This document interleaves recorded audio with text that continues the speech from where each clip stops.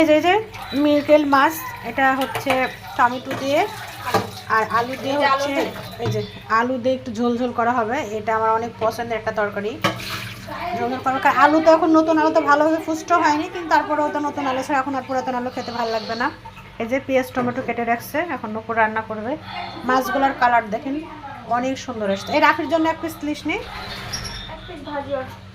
কারণ রাখি তো মাছ খেতে চায় না, তারপরে এক পিস ভাজি করে দিতে হবে। এই তো প্রথমে নুপুর হচ্ছে কড়াইতে পেঁয়াজ দিয়ে নিচ্ছে। আমাদের নুপুর হচ্ছে রাঁধুনি, অনেক ভালো রান্না করতে পারে। এই যে কাঁচামরিচ দিয়ে দিল, এই যে একটু তেল দিয়ে নিল, আর একটু দিয়ে একবারে দিয়ে দিই।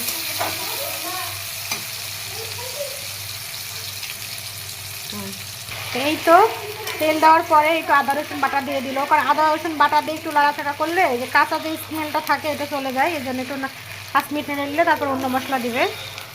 পানি দিয়ে দিল, হালকা করে সব অন্য মশলা অ্যাড করে দিবে।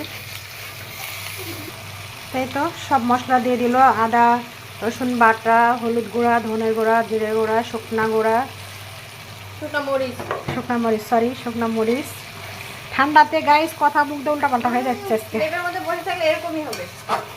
এখন ভালো করে মশলাটা কষায় নেওয়া হবে। এই তো মাছগুলো এখন দিয়ে দিচ্ছে। তো এখন মনে করেন যে অনেকে এসে বলবেন যে মাছ না ভেজে দিয়ে দিল, কিন্তু টাটকা মাছ এভাবে কষায় রান্না করে আপনারা খেয়ে দেখেন, অনেক মজা লাগে। মানে ভালো করে কষায় নিতে হবে, দিয়ে নতুন আলু টমেটো দিয়ে এভাবে হচ্ছে রান্না করলে অনেক টেস্ট লাগে। তাই যে মাছগুলো দিয়ে দেওয়া হয়েছে, ভালোভাবে কষায় নিতে হবে। এই তো মাছ কষানো হয়ে গেছে।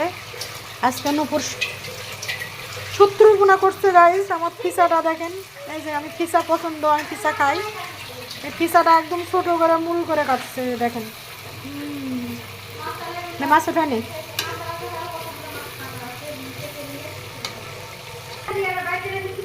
তো এই তো এখন আলুগুলো দিয়ে দিবে, দিয়ে ভালো করে কষায় নিতে হবে।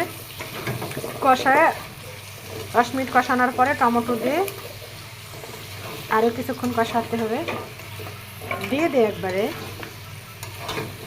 এটা তো হচ্ছে চাপাইয়ের লোকের মতো করে আলু কাটা হয়েছে জি। আচ্ছা, মোটা মোটা আলু খেয়ে আলু মোটা হয়ে যাবে। সবাই সাথে একটা বেগুন দেওয়া হলো, কারণ বেগুন আগে দিলে না কষায় এখন করা তো হচ্ছে শীতের সময় করা, নতুন গাছের বেগুন অনেক কচি হয়ে থাকে, একদম জালি কচি হয়ে থাকে। এই জন্য আলু কষায় না হলো আগে।